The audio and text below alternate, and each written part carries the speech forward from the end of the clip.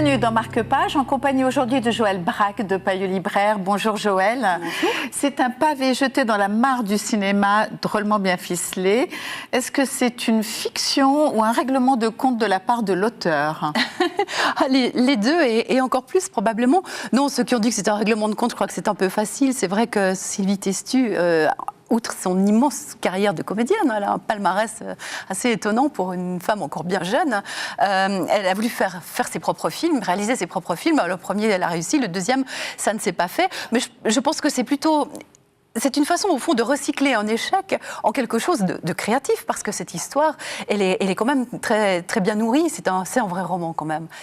Mais à la base, elle dit quand même qu'en fait, c'était vraiment un projet de film qu'elle a voulu monter. Absolument, qui a capoté. Voilà, qui a capoté. Et au fond, elle utilise cet échec-là pour entourer de ce scénario Sybille, la jeune cinéaste hyper optimiste, qui pense que puisqu'on a envie, puisqu'on a une bonne idée, puisque ça sera forcément chouette à la fin, eh bien, tout le monde va marcher.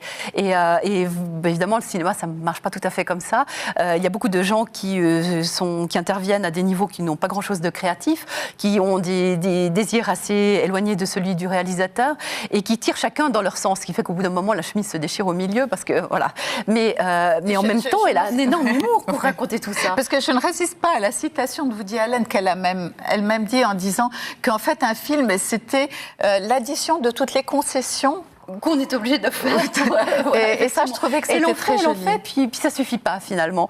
Mais en même temps, alors c'est l'occasion de nous faire rentrer aussi dans les coulisses du cinéma avec un œil assez ironique et assez affectueux quand même. On sent bien qu'elle va pas lâcher le morceau, elle en refera. Non, mais elle le dit, et puis je crois que c'est une très belle plume aussi. Absolument, c'est très bien écrit parce que c'est gai et c'est plein d'autodérision aussi, ce qui est assez honnête et assez productif en fait. Merci Joël. Ce livre est disponible chez votre libraire. Marque-Page, c'est terminé. À bientôt sur la télé.